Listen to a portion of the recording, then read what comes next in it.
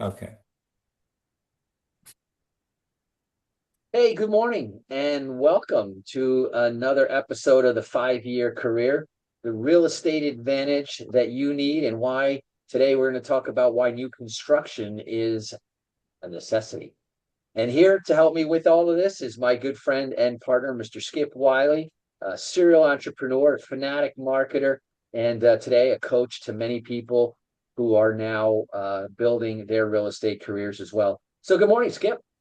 Good morning, Eric. And just for those of you that don't know my great partner, I've known Eric 25 years. He's been host of the longest running radio show in the world, no, just in the US.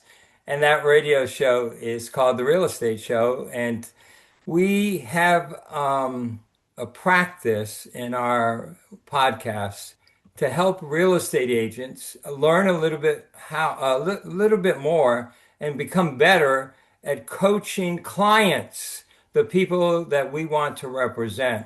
And that's what this whole podcast is about. It's not about selling, it's about educating the real estate community on how to become better at their job so they make more money and help Yeah. more clients and It's not all in about reverse building your order. career. Yeah, building your career, building a business, and more importantly, designing, right? Designing a life that gives you the option. And the cool thing about what we're talking about is changing, breaking the mold. Instead of the 40-40-40, the old model where you go to school to get good grades, to get a safe and secure job, work 40 hours a week, 40 years of your life only to retire on less than 40% of what you were making when you were earning the most and still couldn't make it. So this is all about a redesign, and I think you're going to like what we talk about. Now, we've got a whole page here with lots of recordings. Browse through them. This is a great place to start, but then also join us because we do webinars on a regular basis. And if you want to just come and attend and see what we're doing and how we're making a big difference, you're welcome to come along. So, Skip, for a long time that you've been in real estate, I'll bet you've seen the truth repeat itself over and over, right? That success doesn't come from luck, right? It comes by design, and it comes from decisions made early and repeatedly and consistency. And that's why I think this show exists to educate, empower, and simplify real estate because you see, clarity creates confidence and confidence creates actions.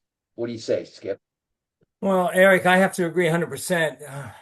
Education has been a key reason why I'm still in the business after 40 years. I love learning and helping and coaching people who are brand new to our industry.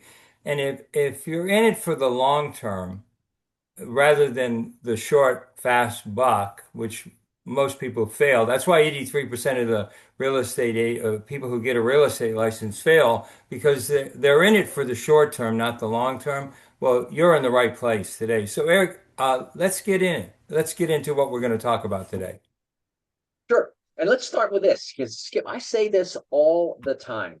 Everyone is in real estate. And I know renters and people who don't own a piece of property look at me a little strange.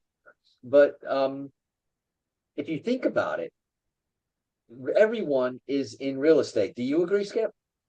Emotionally, no. Logically, yes. Housing is mandatory. Unless you want to live under a bridge, housing is mandatory. And what's really interesting is you either own housing or you fund someone who owns the house that you live in. And that's the worst situation in the world in the long term. Tenants wait years after years after years to buy. I'll give you just a quick example. A $300,000 house in 2021 is now a $400,000 house in 2026. And for those millions of tenants who have been sitting on the sidelines, our job as a real estate agent is not to sell them, it's just to educate them that waiting may not, is not, and will never be a solution to their problem. So Yeah, and I let me agree flip it. because Why do you think people resist, Eric? Well, first of all, let me just add one thing to what you said, which is, housing is mandatory. What it really is, it's one of the four basic human necessity: food, water, air, and shelter. No one lives very long without any one of those four things, which, by the way, is what makes real estate such a noble profession, because we are helping to provide one of the four basic human needs. And so, the other thing about that, the reason why people resist that idea is because, well, uh, it removes neutrality. People want to believe that they're waiting, not choosing. But you see, not doing something is a choice. You see, rent is a choice, but it's one that benefits someone else more than it benefits you. And that's the uncomfortable truth. So let's get into the conversation about rent, wages, and financial drift. Well, Eric, why do renters feel like they're working harder, but they're not getting ahead? I mean, Because they're not. why? Because, What's keeping them behind the scene? well, number one, you just alluded to the prices, because housing costs have outpaced wages, not just recently, but for decades. You see, rent reacts to inflation. And when you're an owner and you have a fixed 30-year mortgage, you've got stability in your payment. When you are a renter, rent reacts to inflation, wages lag, and it's constantly feeling like you're running on a treadmill, but falling further, further, and further back. And if you go too far back on the treadmill, what do you think happens? Eric, we've got a couple of people on the call with us that are no longer tenants; they're homeowners. So, Hey, John, what's happened to you in the past 4 or 5 years with your acquisition of real estate? Have you seen good, positive things from it, or just share with the world your personal experience? My personal experience, being with the military, I was moving all over the place. So in my eyes, renting was my only option Right. until I started working in real estate and learning about the VA loan, which nobody tells you about while you're serving. I realized there's so many homes that I could have purchased, so many investment properties that I could have throughout the US in different states, and I didn't even know about it. So, Right. So education was not your military education, but your financial education was limited. And when you got into real estate, it opened up your mind. yes, Okay. Okay. And Andrew, I've known you for 28 years almost now. Yes, sir. And I know that you are financially set, but talk about just one piece of that, just the real estate piece.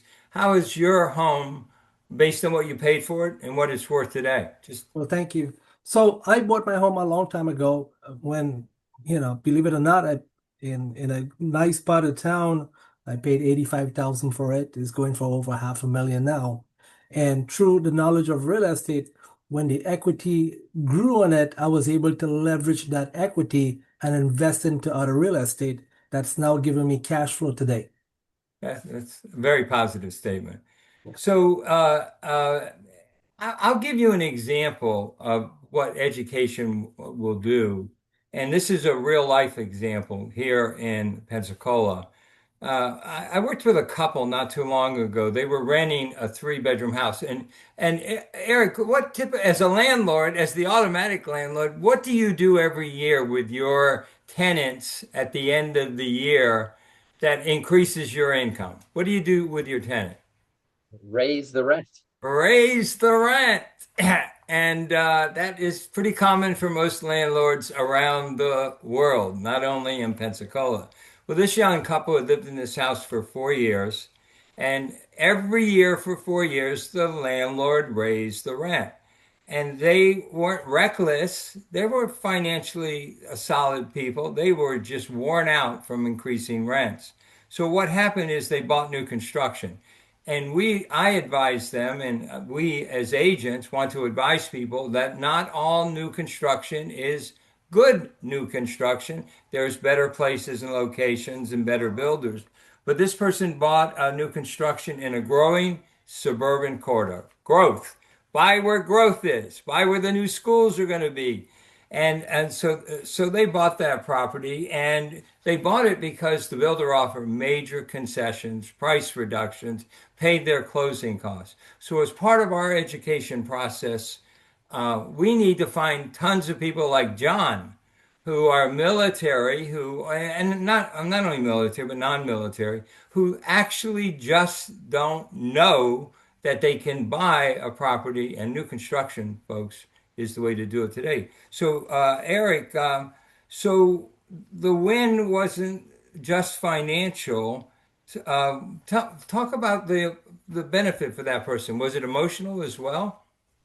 Huge, huge, and there's Harvard studies that show that children that grow up in an owned home are more stable, get better grades, go on to better colleges and go on to get better schools than children of renters. Sorry, that's a documented fact.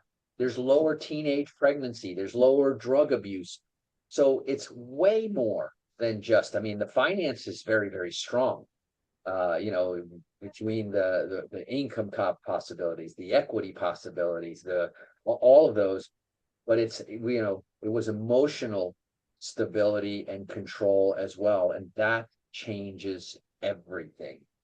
And like I said, when everyone is in real estate, let's talk a little bit about the first time buyer confidence. Why do first time buyers feel so uneasy, unready, even when the numbers obviously work? Well, it's a four-letter word, and it's called FEAR, fear. Fear keeps 99% of us from doing almost everything positive in our life. We just don't want to risk anything. We're afraid that we'll make a mistake. I call it the word of failure is the word fear. And fear fills the gap when education is missing. So, I want to relate it to something that's personal. I'm a professional golfer. No, I'm a golfer, not professional. You're a pretty good golfer. I have a good game of golf, but if you think about any of the sports, any of you guys on here active in sports in any capacity throughout your life? Yeah, I know you are, Andrew, a little bit, but me, that's my whole life. Football, golf, baseball, dancing, whatever. So here's the parallel. If you start in any sport or any hobby, John, I know you're into furniture, you have to learn the process, right? Your first piece of furniture that you did, that was a monument, right? Or was it a piece of junk? It was, it was a piece of junk, but I learned as I went. Yeah, and that's what you have to do in real estate. Eric, from your experience, what changes that the fastest for people? How can people get up to speed really quick? I know we do our webinars, but talk a little bit about that process, Eric. Again, it's one word. It's one word. And I'm not going to do like you that did the four-letter word that started with an F. I'm going to talk about clarity. Clarity changes everything. And when you have clarity and when you understand, the clarity equals confidence. And I had a first-time home buyer say to me once, I thought buying meant stress. It was like automatic, grin and bear it, until I saw new construction. And when you introduce a way to do business in real estate, you see, and it changes with different markets, but right now there's no bidding wars. Thank goodness, right? Rates are stable and low. There's new systems on how builders are marketing and selling, what incentives they're offering, what warranties and protections they're giving. So, in honor of all of our servicemen here, Skip as well, they didn't suddenly become brave. They became informed. They became prepared.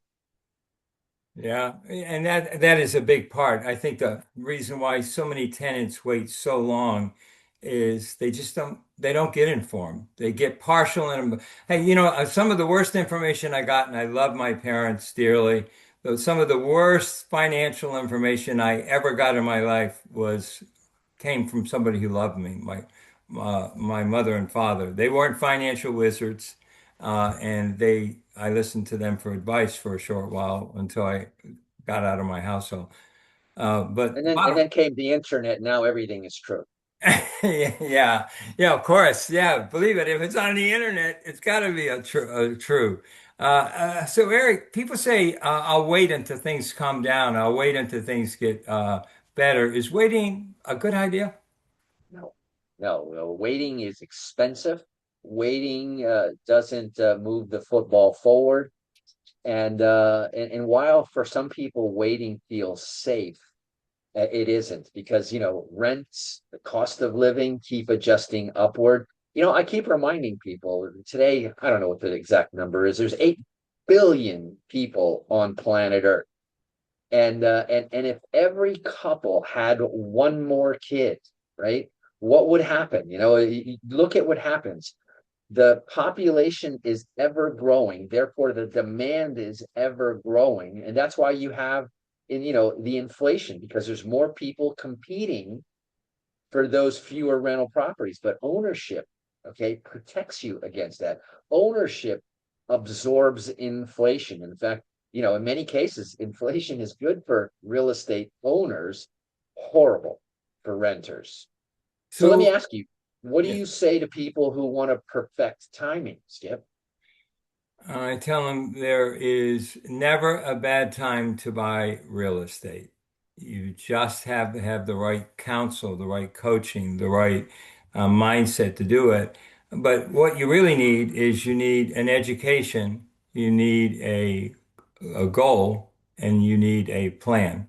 And if you got those three things, real estate acquisition at any time in my life could be good, but without education, without a goal, and without a plan, you could make mistakes. And that's what we want to make sure as real estate agents that we help you as other realtors who listen to us not make those mistakes. So, moving on to buying in the right place, I think is critically important, Eric. So, talk about that. Yeah, what is the right place? Because you emphasize the right place a lot, and what does that actually mean is probably a better question, right? Yeah, well, places where growth is already planned, not guessed. Talk about that if you will, because you're an expert at buying investment real estate. Yeah, and here's the cool thing, and I talk about that all the time, is that if we were to treat the purchase of our home like a business, like investing in real estate, when it comes time to sell, it's going to be a more valuable property. And let me give you an example. A buyer who purchased new construction near approved retail, near schools, near known road expansions. They didn't have to flip. They just stayed put and watched the community grow around them. Here in South Florida, we watched that exactly happen for a bunch of investors in Royal Palm, and we bought there. And what's interesting is that you don't have to be an MBA research analyst expert. We bought because we knew that Walmart was coming in, McDonald's had built in there, and when these guys they do the research. And I know that whether there's going to be a brand new Walmart, a brand new casino, big employer, new hospital, near good, transportation, there's virtually no risk, and the area matures around it. So it's not speculation. Yeah. Well, just to add one thing, in my long life, that has been the best investments I've ever made.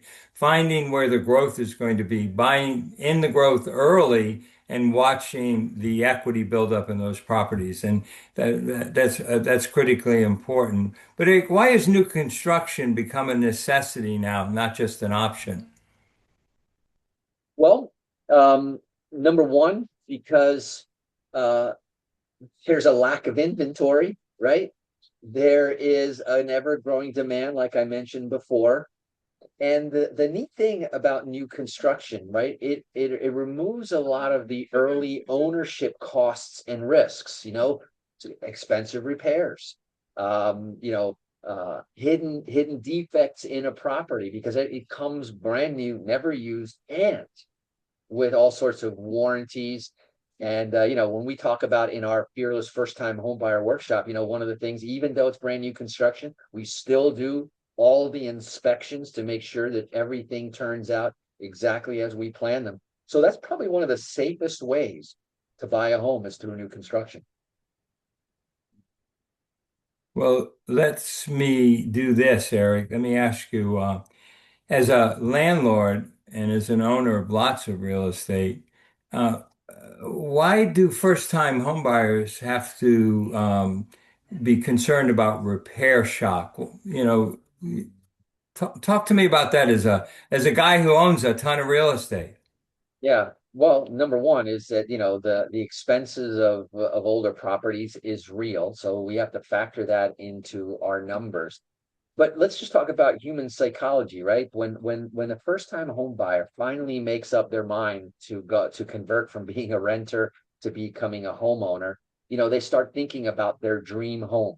And as you and I both know, most people move, about every 5 to 7 years, and especially in the entry level market, because what your dream home is today, 5 years from now, I promise you, it will be different. Right? Amen. It'll be different. It'll be different because of location. It'll be different because of size and amenities. It'll be different because your family grow. But here's the thing, and I always try to teach people up front to say, listen, we're not looking for the perfect home, the home of your dreams, because A, it only exists in your mind. Okay. And that dream also changes from time to time. And so human nature leads us in that direction. But if we properly educate them, right, and then we show them the comparison between resale versus new construction, the repair costs. Most people, when they first buy their very first home, stretch themselves, right? They use every last dollar for their down payment. They buy at whatever they can possibly afford. So that repair shock is a real problem, and often is what gives people not such a great experience. You know, I'm sure you can talk about examples like that all day long. Yeah, just recently, I sold an older house to someone, and I cautioned them. I made them get an inspection because if they had bought it without the inspection, they would sadly they couldn't get insurance because the roof needed to be replaced. The air conditioner was 14 years old and hanging on with just Zero hanging life. on. And so the inspection, they put all their and what happens with first time home buyers as realtors, we need to know this and we need to tell first time home buyers, especially when they buy existing property, be prepared for items that are going to need replacement. And so the real benefit for new construction, as I see it, is you don't have to worry about that shock, the surprises that you're not going to have afterwards. But real quickly, we've covered this in a couple of different ways. Education replaces fear. So I'm just going to take one segment. I think the real benefit of education, attending one of our webinars, attending a homebuyer webinar, is understanding the process. Because I think most people stay away from real estate because they really don't understand the process, the credit, the income, the money that they're going to need, and the challenges that they may have created in their life through their credit. But Eric, what do you see as the real blocker from your perspective, beside those points that I just made? Well, usually it's the difference between income or confusion are the big blockers. And then, of course, there's the fear of the unknown, and that's really part of confusion. But once people see the steps, fear collapses. One of the things that I'm very proud about our workshop that we do, our Fearless First Time Homebuyers Workshop, because we get such rave reviews because we're dispelling a lot of the fears, the emotional anchors that keep people from taking action. And that's why you, as a real estate professional, need to understand that that's one of the main roles that you have is educating and then, trying to find out and feel where the fear is, because that's what will prevent buyers from buying. It's not the income, because you and I both have a lot of experience in the mortgage industry. We know that there's a loan for every home. There's a loan for every person out there, Right. whether it be conventional, agency, government, private, or custom. Once you get past the confusion, it's not the income, it's not even the down payment, right? VA is a zero down payment. There's a number of down payment assistance programs. This is why, when you take away all the fear, we want to start looking at everything with a much more focused lens, what we like to call the 5-year career lens. Yeah. Well, Eric, how does this fit into the 5-year career framework? Well, because real estate is really all about time, not timing, time in the market, not timing. Real estate creates options over time. So at first, you move in, and then now it creates the opportunity to have a fixed payment. Then time goes by, equity builds up. We've seen buyers who purchased new construction 5 years ago are now able to sell, rent, or relocate without panic. So, there is a great power in that focus, in having that lens. So freedom in life is not luck, it's planning. And it's using the real estate industry as your device to achieve financial freedom. And we're talking to real estate agents on this call. And one of the saddest things that I've seen in the long career that I have with having lots of people that I've worked with is real estate agents tend not to be investors in real estate. They buy their home, and that's the only property they ever buy in their entire life. And so I think part of the 5-year career is first becoming a successful real estate agent by coaching, helping, training buyers on how to buy real estate, and then building a team. Because things happen in life where you can build small teams and help more people. And after that, beginning to invest in real estate yourself. That is probably one of the single greatest things to do with a real estate license. You have a tool that allows you to use the commission to invest in more real estate. So, but it's not luck, it's positioning, correct? Absolutely, absolutely. And if someone wants momentum without pressure, where should they start? Where should they start? That's a great question.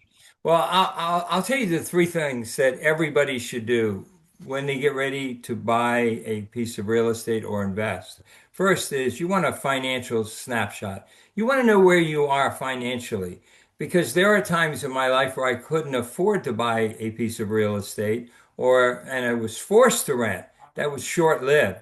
But number one, one-page financial snapshot. Secondly, you want a credit review. When you're talking to a person who is a tenant, you don't want to be a salesperson. You want to tell them the three things that they need to do. A credit structure review, because some people can't buy today because of their credit. But if they get the right coaching or counseling from you as a real estate agent, you'll be able to set them up to be a purchaser 6 months from today, a year from today, 2 years from today. It's called coaching and supporting people that are going to become future clients.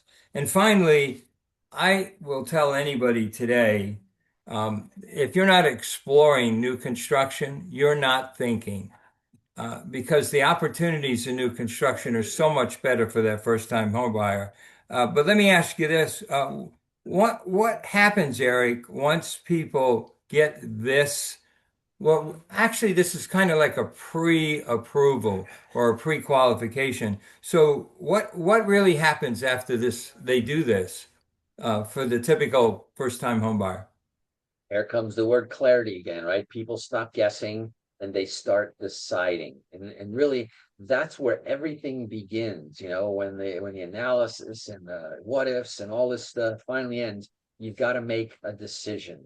And our job as real estate professionals is to help people to see that clarity, to be able to make that decision, and then take, those first three steps that you were talking about. Because see, you don't need perfect timing. People often ask me, when is the best time to buy real estate, Eric? And I go, when you can.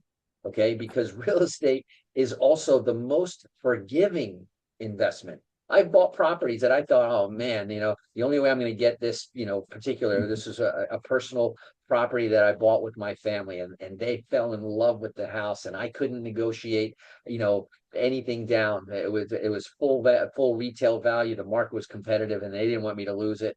And I went crying and screaming to the closing table because I don't like to pay retail for real estate. But sometimes there's more important things than money. And then what happened 5 years later? I made a ton of money because that property grew in value. So you don't need perfect timing, you need time in the market. And what else do you need, Skip? You need direction. This whole call is about direction. It's about finding that person out there that's confused, concerned, doesn't know what to really do because of all the things that he reads on that. What did you call it? That education center, the internet, the one that's never wrong, the internet. And Hey, they 50% of it's never wrong. Right, for sure. I don't remember the story accurately enough to tell you, but a stockbroker can always win because he always wins 50% of the time. He just loses hundreds of clients. But Eric, we don't need certainty. We need what I call participation, and our job is to be visible as a real estate agent, to tell people that our function is to help them learn more so they can get rid of those thoughts that they have that are causing them to wait. Waiting is probably the single biggest crisis for most people because of that magic word again. And I'm not going to say that magic four-letter word, the word fear. It's really the big thing. So, I think we've covered this 100%. Hey guys, I have a question for you. How was your timing when you bought your piece of real estate? Good, bad, or ugly? Either one of you. Mine was good. You bought it at a time where you got what did you buy, John? I bought a new build, new construction, Why'd uh, you buy it? because I was able to pick out the lot that I wanted. I was able to pick out the design that I wanted and the upgrades that I wanted. Cool. And I was tired of renting. And you were tired of renting. Okay. Yes. And Andrew, you're real quick. Um, when I bought, I was dumb. I just knew I wanted to be in a certain neighborhood. I liked the neighborhood. Uh-huh. I had a very young family and I was looking more so for the schools. Um, at that time, Broward County, the taxes were lower than Miami-Dade. Insurance was cheaper than Miami-Dade. Um, and so, I just bought into the neighborhood that I really, really like. It was up and coming neighborhood at that time. It was a newer neighborhood. And now it's still a very become very affluential over the years. Well, Eric, the market doesn't decide your future. You've said that a couple of different times. Any final comments before we bring this to a quick close? The last thing that I'll say about that is that there's really two markets, right? There's the macro market, as I call it. It's the one that you read all the headlines about. It's the one the government's talking all about, and it's the one that all the sheep follow. Then there's your market, right? The market that you create. It's based on your motivation, your effort, and the results directly impact you. I know, and you've seen it, even in the great pandemic, printing companies were flourishing. There's always an opportunity in every situation. And one of the best situations to be in is to own real estate. And that's why it all comes back to, making the decision to own real estate and be in it for the long run. Because quite honestly, if I could redo anything in my life, I would never have sold any of the properties that I own. Me too, me too. Yeah. So, Hey, and that's hey, that's probably one of the two regrets that I have. One is that I wish I'd never sold any properties, and the other regret was I wish I had started sooner. two great comments. Hey, well, listen, everybody, we want to thank you for spending time with us and thanks for investing in your own 5 year career because your 5 year career will be totally dependent on the goals that you set, the plan that you activate. And we want to thank you for being with us today, and we will see you the next time. So long.